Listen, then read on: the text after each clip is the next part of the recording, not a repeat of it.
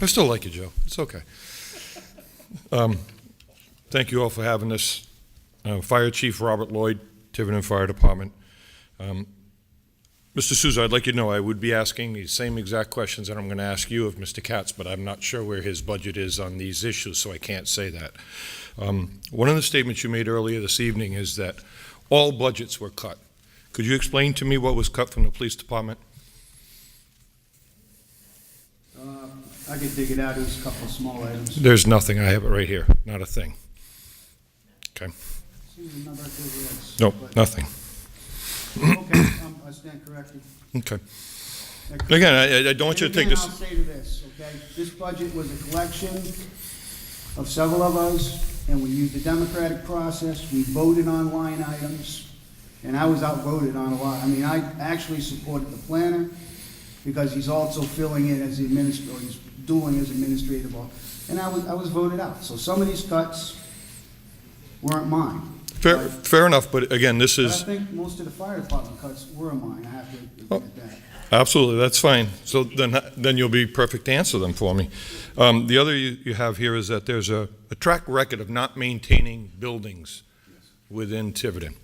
I have to maintain 3 facilities, but yeah, you've taken my building maintenance and cut it to $15,000 from $40,000.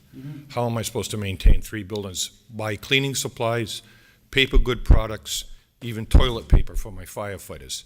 This isn't going to get me there. We're going to have to be thrifty. We're going to have to go to the dollar store and buy that toilet paper, not order it, you know, from a more expensive vendor. Now, I can remember I'll tell you one of the reasons why I don't think the police department is cut. I mean, I can remember there was some extra printer. We changed printers in the police department, and the chief took all the cartridges in his car and took them back up and traded them back in. I mean, he's a man who has really, he cut his own budget this year on some of the items too. I don't know. I'll just let you know, he's not the only department that does those things too. We do the rewards, we turn in the cartridges, we do all of those. Well, I think he was a little more pronounced about it. Okay, I think that's why I think that we felt that the police budget was a little more in line with what reality was. Okay, that's absolutely fine. That's part of your decision. Some of the other things that one of the points that we talked about within the budget process was minor equipment, which is on page 11 of your budget that you've put forward. And one of the items that we did discuss in there, and again was trying to bring our equipment up to date, was hose replacement. So additional money was added into minor equipment replacement, which your budget, if it is passed, does have a very small amount more in it, but not enough to do the hose replacement that we started trying to do years ago. Most of the fire hose we carry is over 20, almost 30 years old. She's only supposed to be about 10 to 15 years. So we're carrying a life expectancy on this that is far outreaching where it should be. So I'm just really questioning where that cut came in or what decision was made on that cut. Well, I think it was thought that you have a pretty large budget and you can move money around through council. So, I mean, we made some recommendations for cuts. They may not be the best. You may think that you can cut in other areas because you need to. We're going to, you know, the discretion is still there for the council to move money around. So if there are small areas, I mean, I remember last year in Justin's budget, there wasn't enough money to do postage to mail out tax bills. I still got my tax bill. So, I mean, the council can move some money around if we have to. It's going to be tight. You know, we're going to have to scrimp and save, go to the dollar store, get the toilet paper and the cleaning supplies, and we're going to have to make it work. I mean, I'll tell you, personally, I look at my W-2 forms when I was living in Virginia back in the 80s. I was actually making more money in the 80s than I'm making now. I'm a little slower now, but I mean, I'm not the only one. A lot of people are not getting increases. And I can appreciate that, sir. Years and years, and they're doing less. And I can appreciate that, but I would just ask, out of all due respect, sir, that we're here to discuss a line item.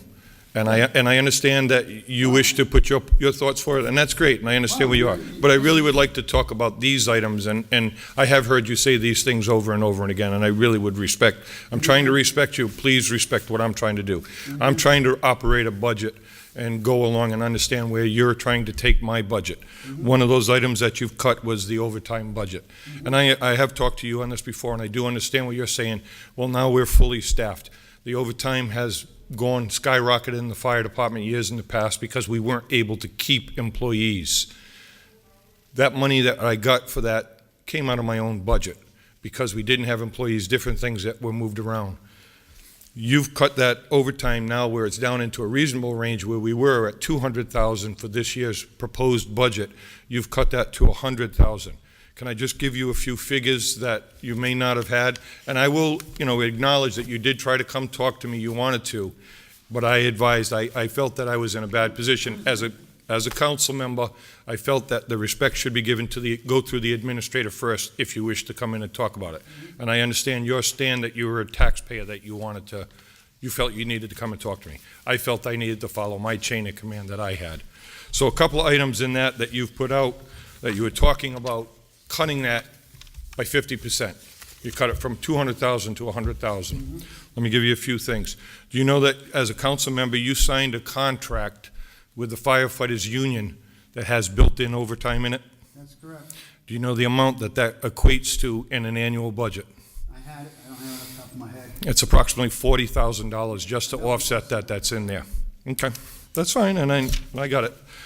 But I also know I go further because I have to know how many hours are going to be used. I have a track record of where that's going to be. I have to cover for IODs. I have to cover for IODs as injured on duty status. I'm required under federal law, if an employee takes family medical leave, they get up to 13 weeks of paid leave. That drops my staffing down. I may have to cover that position. If we're fully staffed, that may not happen, but with sick leave, FMLA, military leave, bereavement leave, vacation time, all these things play into this. So looking at the amount of time that my employees have, there's 213 days of vacation that they have to take. So throughout the year, if I have to cover that, and what our past history has given us, we're at least $153,000 just in trying to cover vacation leaves. That's above your 100,000. Put into that again, that 39, let's call it 39.8 is what it actually is. Besides that, there is a provision that you as a councilor signed with the firefighters union that if they use comp leave instead of take overtime, that at the end of the year, we'll buy that back from them. Do you know that dollar amount? Let me just say first off, I'm the only councilor that didn't vote for the budget. I felt that it was rushed. I didn't have enough chance to look and have some people look through it with me to explain it to me. So Okay, I'm trying to do that now for you, sir. I'll just say this, okay, on all these line items. We made our best guess estimate. You have your work cut out for you. You just got a new contract. We have faith in you that you'll make this budget work. That's all I can tell you. And I appreciate that, but some of these cuts do not give me any room to do that. Well, And on overtime, we watched the abuse in this town for years and screamed at the council for years to fix it. All right? I'm proud to say that I was part of a council and I didn't vote for the contract for reasons. I think it was a good contract. I think Dave Perry and Misty Medeiros did a hell of a job negotiating with our town administrator. And for the first time, I think we've got some control over spending. do you know there was someone else in those negotiations too, sir? I believe you were there. Yeah, you bet. Absolutely. And Okay. I think you did a hell of a job too. And I'm not seeking the praise. No, but- What I'm seeking No. is a realism as to what I have to spend throughout the year. You're not, Absolutely. So my final item to you is the numbers that I'm looking at and my overtime just to meet the obligation that I'm going to have is probably about more in line of 230,000, which would have left me to try to have to keep it in line. So again, I have a problem with the numbers that are put forward. And if you're continuing to say that we're going to take it from different areas, there's only going to be so much money to take. Your budget is going to put us into deficit spending. Thank you. I think there's extra money in overtime, and I really believe, in all honesty, that we've got the hiring problem under control. So, we have to make it work.